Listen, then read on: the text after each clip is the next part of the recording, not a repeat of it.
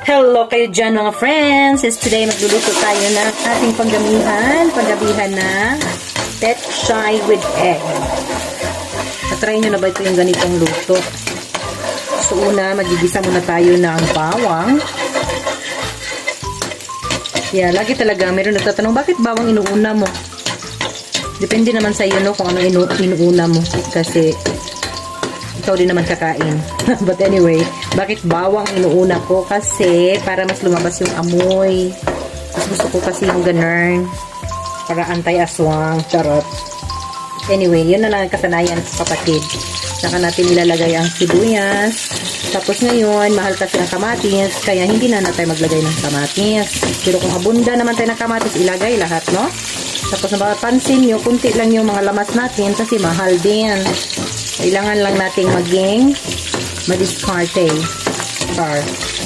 Alright, so ngayon, pagkatapos niyan mga kaibigan, ilagay na natin kasi petchay and cabbage ito. So medyo yung matitigas na parte muna unahin natin ilagay. Gisa-gisa lang yan.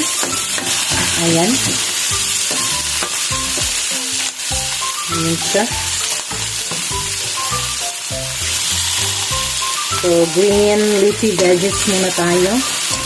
Gisa-gisa lang natin. Gisa-gisa lang talaga ito. Oh. Ayan. Pwede mo ring takpan. Nasa sayo. So, takpan muna natin mga kaibigan, ha. Mix mo lang mabuti yan.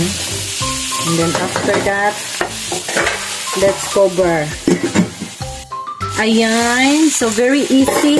Very easy lang ito na, ulam, no?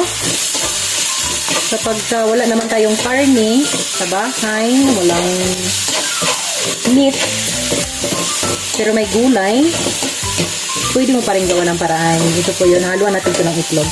So, after nyan, ilagay na natin ang malambaw, mabilis lumambaw, ang dahon ng petchay. Alright. Try mo na ba itong lutuin, kaibigan? Ikaw, anong ulam mo dyan? Perfect ito sa mga nagda-diet, no? Na ulam. Ayan, tapos lakasan natin yung apoy. Ngayon, lalagay na tayo dyan ng ating panimpla. So, ano ba yung panimpla natin dyan? Of course, ang Mamacita oyster sauce. Baka naman, Mamacita. Lagay mo lang natin yan.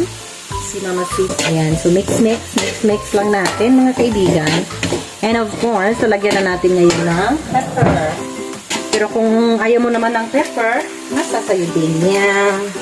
Trip lang ba? Ayan.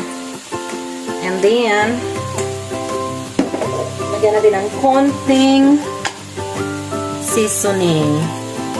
Mga 2 pinch. Mix lang natin ulit.